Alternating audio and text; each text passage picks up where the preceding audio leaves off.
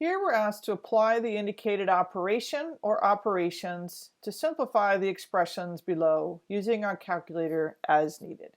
So for the first one, -8 times -1, I'm going to look at my chart. I see a negative times a negative is a positive.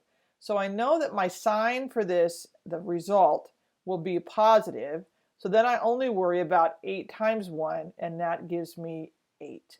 So -8 times -1 will give me a positive 8. I'm going to double check that on my calculator, putting the -8 in parentheses, followed by the -1, being sure I'm using the correct sign, the negative sign, not the subtraction sign. And my result after pressing enter is 8. If I look at part B, 2 times -3, what we don't write, but what is understood to be in front of the 2 is a plus.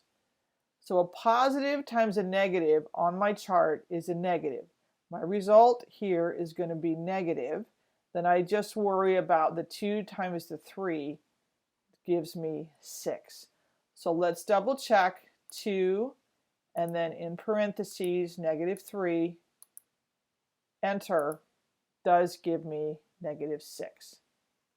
Now when I look at part C, I have 0 times -3 times 2.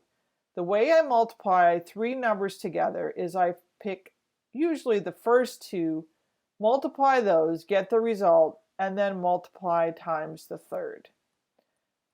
0 times -3 just gives me 0. And what I have left, I'm going to go ahead and put that in parentheses, is times 2. Then 0 times 2, again, is 0. So not very exciting here, and the signs really didn't come into play because the 0 took command of the multiplication. I can double check it on my calculator, and I can actually put in the entire original expression, just the way it shows up. So 0 times -3 times 2. Notice I've got the entire thing, all the numbers individually in parentheses, press enter, and it will give me 0 as a result.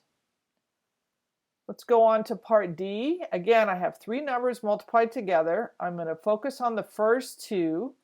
-4 times a +3, that's going to equal a -12.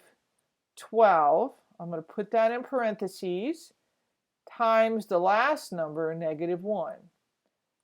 Now I have a negative times a negative, which gives me a positive, which I don't have to write. Then I focus on the 12 times the 1, giving me a result of 12.